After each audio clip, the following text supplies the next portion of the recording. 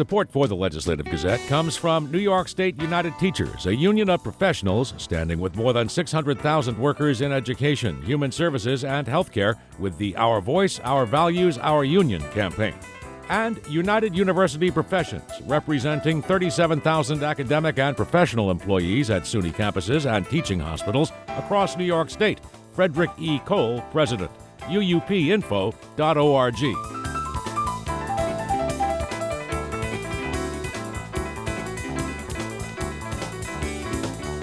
A Fiscal Watchdog group is using the Freedom of Information law to try to get New York State's health department to release more detailed data on the more than 42,000 New Yorkers who died during the COVID-19 pandemic. A previous FOIL request by the group, the Empire Center, was one of the factors that led Governor Andrew Cuomo's administration to disclose it had underestimated by half the number of nursing home residents who died in the pandemic. The Legislative Gazette's Karen DeWitt with more. Bill Hammond is the health policy analyst for the Empire Center. He's seeking a detailed list of data about the deaths of New Yorkers from COVID-19, including those tracked by the date, county, and zip code, as well as confirmed cases of coronavirus by age group, race, and ethnicity. The Empire Center is also seeking details on nursing home deaths in each county and in individual facilities. Hammond says some of that data is partially available in a limited form on the Health Department website. He would also like to know by age group the average length of time between when someone tested positive for COVID until the time of their death. The strategy here is to ask for everything, the kitchen sink. Hammond says other state and municipal health departments have released more detailed numbers. Cuomo and his top aides, including the state's health commissioner, Dr. Howard Zucker, have become embroiled in a controversy over the deaths of nursing home residents during the pandemic. At issue is a March 25th state directive. It required the homes to take back COVID-positive patients from hospitals. It was later rescinded. Critics say that led to the spread of the disease in the homes and additional deaths. Zucker, in a report issued in July of 2020, blamed nursing home employees and visitors for bringing the virus into the homes. The U.S. Attorney for Eastern New York is investigating whether the Cuomo administration deliberately covered up the true number of deaths. Hammond believes the state health department may be withholding the data for political reasons. The health department has participated, along with the governor, in hiding data, in twisting facts, in quoting statistics that are misleading. And at the same time, it has been holding back the more complete release of statistics and data that the public could use to sort of fact check what the politicians are saying. A previous FOIL request by the Empire Center in part led to the disclosure by the health department that the deaths of nursing home and other adult long-term care residents from COVID, previously reported to be around 9,000, was more accurately closer to 15,000. A judge in early February ordered the Cuomo administration to disclose the data. That came shortly after the state's Attorney General, Letitia James, issued a report finding that nursing home deaths had been undercounted by 50%. Though the Empire Center leans conservative and Cuomo is a Democrat, Hammond says it's not about trying to embarrass the governor politically. He says matters of life and death are not ideological, and he says the public, including historians and scientists, have the right to know the details of what happened in New York, which was for a time the world's epicenter for the disease. Just the way in which you saw a lot of people referring back to the 1918 flu pandemic, this is another one of those kind of historic events, only we're approaching it with a lot more scientific sophistication. And a lot of it relies on data. The state has boatloads of data, and the world would benefit from that data being published. Obtaining all the data through FOIL is likely to take months. Hammond says his group is prepared to go to court again if the State Department does not heed their request. In Albany, I'm Karen DeWitt.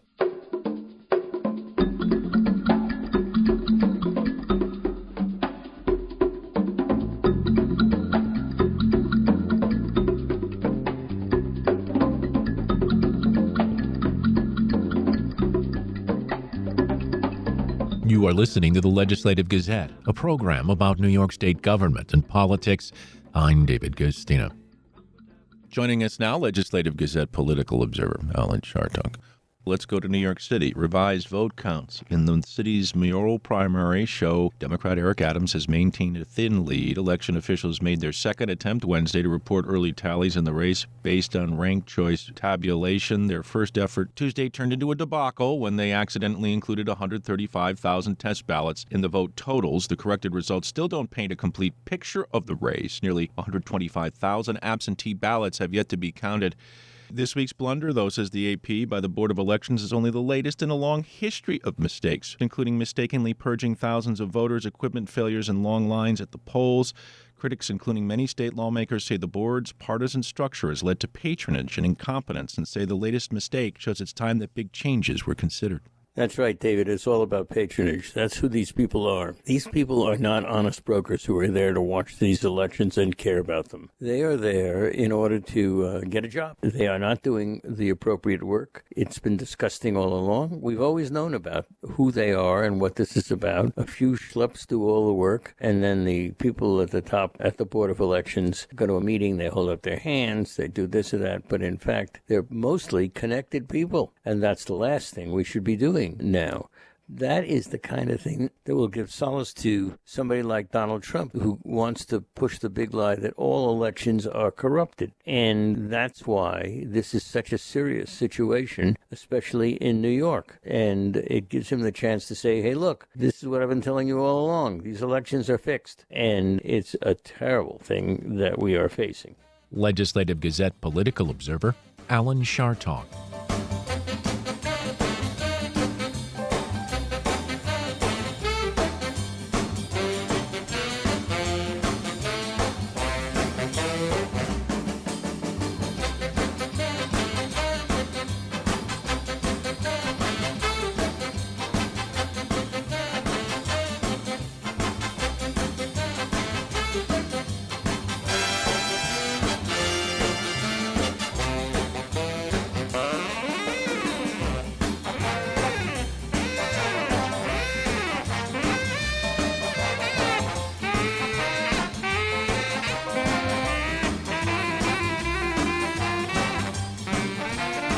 You are listening to the Legislative Gazette, a program about New York State government and politics. I'm David Gustina. At a rally outside the governor's mansion in Albany last weekend, activists and elected officials demanded an increase in clemencies granted to the incarcerated. The Legislative Gazette's Dave Lucas was there and filed this report. What do we need? Clemency! When do we need it? Now! Advocates stood outside the Eagle Street mansion Saturday afternoon, calling on Governor Andrew Cuomo's office to use executive powers to grant clemencies 4 times a year to 50 men and 50 women each time, totaling 400 clemencies per year. Democratic Albany County legislator Sam Fine says the time is right for a change. This is the neighborhood I live in here, the mansion neighborhood. I live at the bottom of the street there. And at the bottom of the street, you have families that have been torn apart by a racist and unjust criminal justice system. That's right.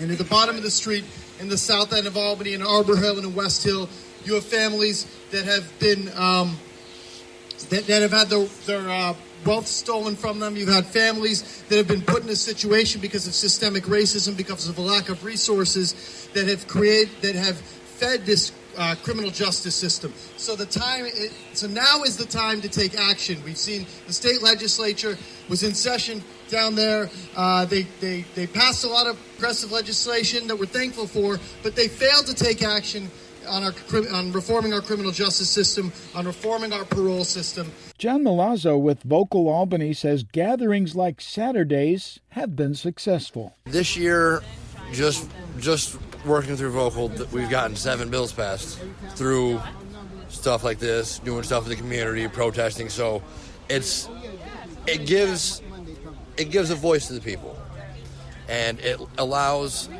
the people in power to see what's going on and how we feel about things. Because at the end of the day, they do work for us. Between 2017 and 2020, Cuomo reportedly received 6,405 clemency petitions, but granted clemency in just 95 cases. Albany Common Council Ward 6 candidate Gabriela Romero, just off a Democratic primary victory, says clemency is important to the local community. It's a great tool right now in while we're waiting for this big criminal justice system shift. But we still need to keep our eyes on the prize and remember what we're doing as activists in this to decarcerate, eliminate this punitive system, eliminate these racist structures. Lukey Forbes, a community organizer for Vocal New York, was arrested in Albany when he was 15, convicted in an assault case, and released at age 24 after winning an appeal. In jail, Forbes obtained his GED and read over 800 books while researching the justice system. He made an unsuccessful run for mayor of Albany this year. Forbes says prisons are overpopulated and inmates who have rehabilitated themselves should be set free via clemency. We need to let them back out so that they can continue to be a part of our society. And we see how things like COVID-19 has shown how the prison system is not equipped for certain things to just transpire. They had to release people on the abundance without any real proper method. This is the first time anything like that has shown the flaws in our system, and we need to use this to continue to move forward and fix those flaws. We need to grant clemency 4 times a year instead of the way that it is going right now. Clemencies are most often granted between Christmas and New Year's Day. On December 24, 2020, the governor released a list of pardons and commutations to 21 people, saying, quote, "In New York, we believe the law should be just as well as compassionate." Our families are suffering, and we can't wait. Clemency means justice in New York State. Cuomo's office did not respond to a request for comment. For the Legislative Gazette, I'm Dave Lucas. New York U.S. Senator Kirsten Gillibrand is seeking to include legislation to strengthen workers' rights in a federal infrastructure package. The Democrat gathered with union leaders and local officials in Albany this week. The Legislative Gazette's Lucas Willard reports. At the Albany Labor Temple, Senator Gillibrand made a pitch for the so-called Protecting the Right to Organize Act. The PRO Act is a piece of legislation that is so long overdue, but it works to strengthen our local labor union laws and change some of the landscape for working people. The bill has been kicking around since before Democrats took control of Congress by a slim margin in January. Among its provisions, the legislation would attempt to target employers who violate workers' rights, discourage retaliation, and authorize a private right of action for workers' rights violations. It would also support workers' rights to secondary boycotts, support collecting fair share fees, work to modernize union elections, and facilitate initial collective bargaining agreements. And it would target ambiguous wording the Democrat says allows employers to quote-unquote misclassify employees as supervisors and independent contractors. Gillibrand wants the legislation to be included in ongoing infrastructure negotiations. So we know that if we can build up our unions and build up the ability of working people to have a voice in this economy, it will change everything. I also want to make sure that these infrastructure investments that we're about to make through our Build Back Better plan actually allows for more union-supported jobs. Gillibrand is referring to the economic stimulus and infrastructure plan proposed by President Joe Biden. That includes the American Rescue Plan, passed earlier this year, the American Jobs Plan infrastructure package, and the American Families Plan to support childcare, paid leave, and other issues. With the focus in Washington now on infrastructure, the Democratic Senate remains fractured in its own negotiations toward a scaled-down $1.2 trillion hard infrastructure bill. Senate Majority Leader Chuck Schumer is standing behind a two-pronged approach, believing a bipartisan infrastructure bill is only achievable if all 50 Democrats also line up behind a bill that can be approved through budget reconciliation to avoid a filibuster. New York's junior senator agrees with that approach. The purpose of allowing our more moderate senators to negotiate a bipartisan infrastructure bill is to show that they can bring people together and to find common ground on a very small sliver of what needs to be done. Once that is concluded, if it does conclude, and if it is finalized, the purpose of that negotiation was to make sure that our entire caucus is with us on a larger bill. I will only support the smaller bill if there is a larger bill, and I will only support a smaller bill if it's included in the assumptions of the larger bill. Gillibrand supports ending the Senate filibuster. House Rules Committee Chair Jim McGovern, a Democrat from Massachusetts' 2nd District, was asked about the infrastructure talks on WAMC's Congressional Corner Tuesday. Speaker Pelosi has said we're not going to send over an infrastructure bill to the Senate until we pass a reconciliation bill that deals with human infrastructure, that helps support families and children, and helps deal with issues like housing, which are all major challenges in this country. Mark Emanation, director of the Capital District Labor Federation, says as the recovery from the pandemic is leaving many behind, passing the PRO Act to strengthen unions and the ability to join a union is all the more important. Our economy has recovered a little bit. People are working. The unemployment around here is lower than the national average.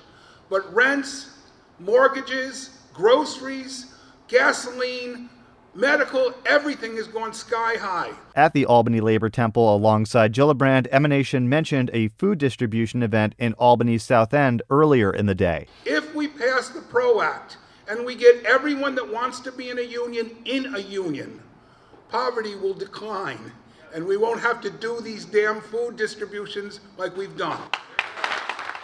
For the Legislative Gazette, I'm Lucas Willard.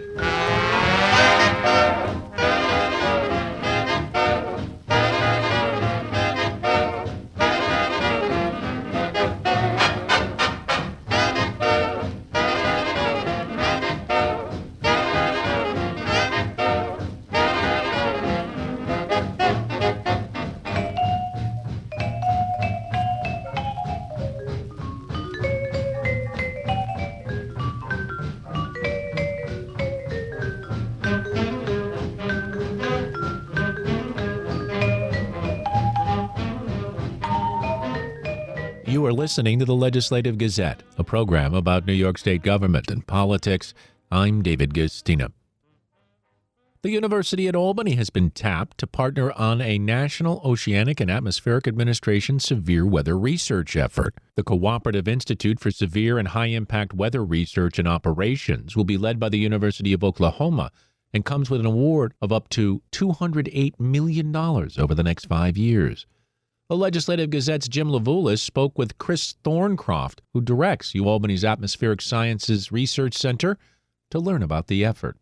This is a cooperative institute funded by NOAA.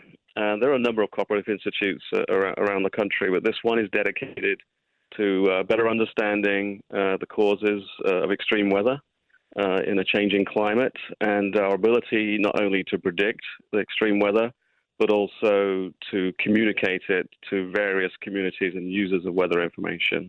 And we're very excited to be a partner on this project. Are there specific areas of expertise or topics that researchers at UAlbany will focus on during this project?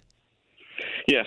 So at UAlbany, it's in itself is a collaboration which is very exciting between the Atmospheric Sciences Research Center, the Department of Atmospheric and Environmental Science, and also the College of Emergency Preparedness, Homeland Security, and Cybersecurity. And we will be focusing on understanding extreme weather. We will have some emphasis on the Northeast, but also nationally.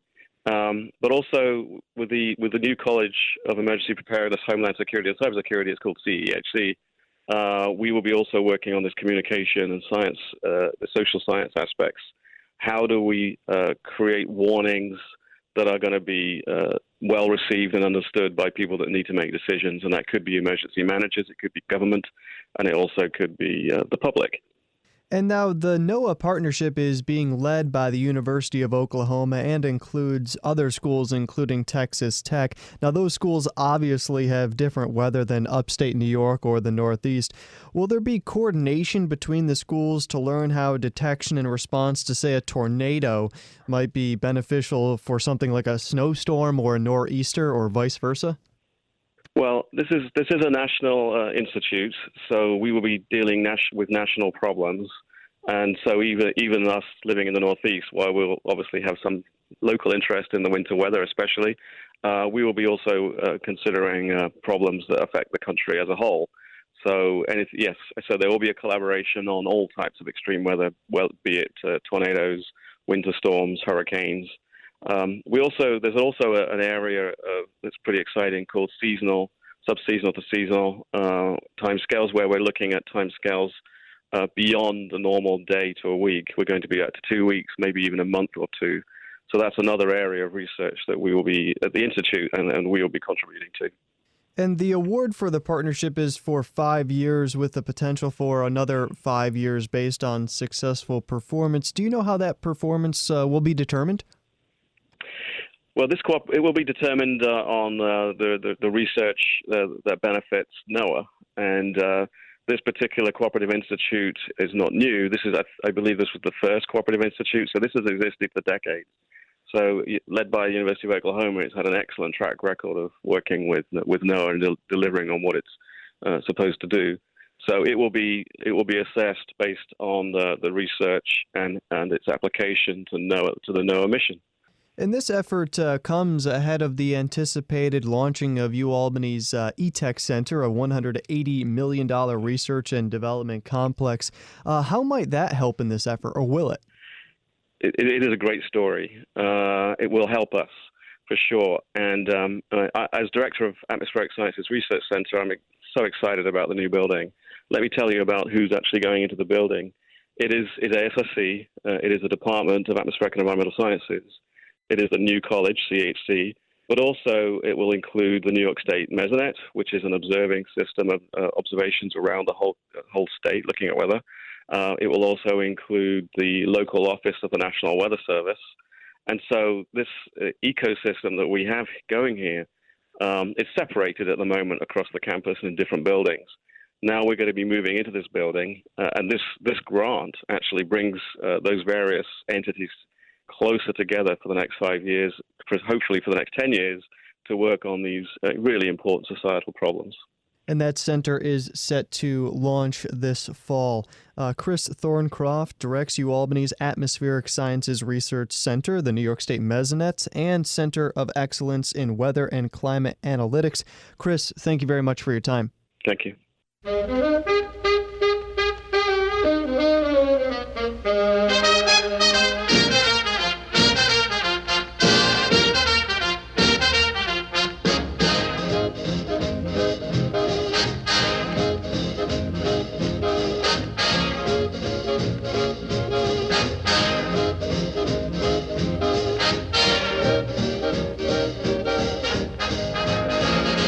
You are listening to the Legislative Gazette, a program about New York State government and politics. I'm David Gastina. They are furry little caterpillars in trees munching on leaves. Some are crawling on the sides of houses or dropping from trees on your head.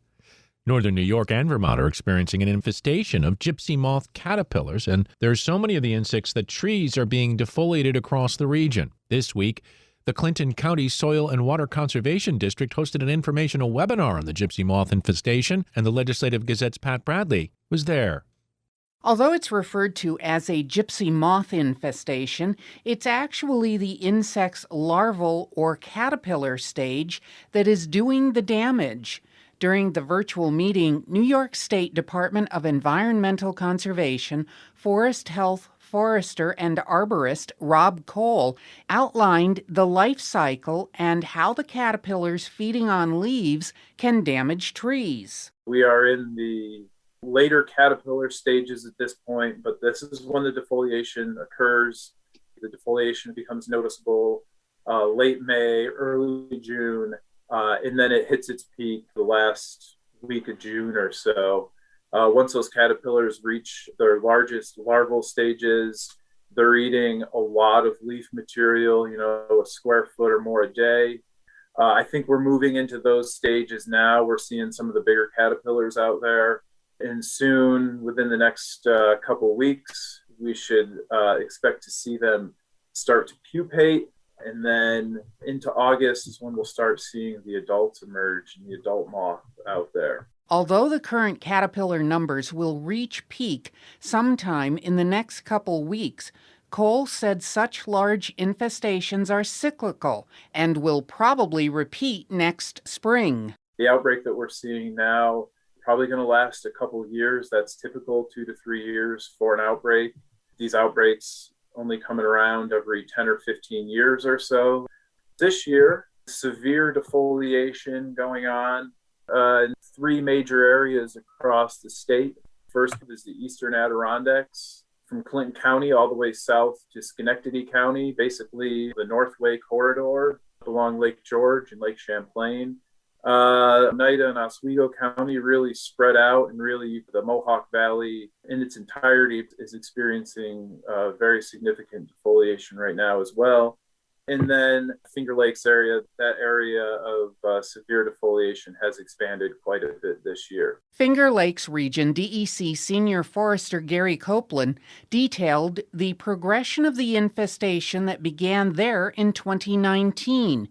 He said places that were impacted last year are again experiencing severe infestations this year. What we saw out here, I would imagine you're going to see in your areas as well.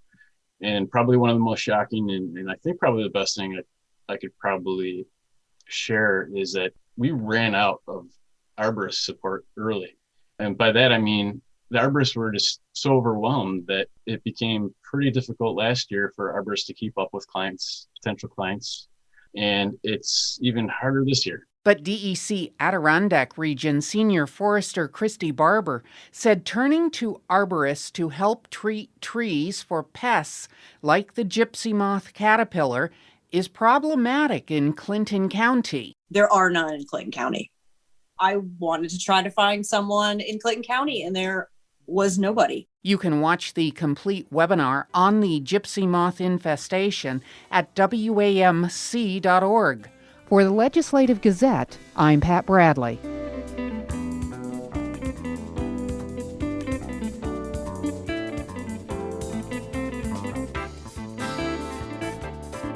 And that about does it for this week's show. We had help from the New York State Public Radio Network. For copies, call 1-800-323-9262. That's 1-800-323-9262. Ask for program number 2127. Or just listen or schedule a podcast on the web at WAMC.org. And join us again next week at the same time for more news on New York State government and politics.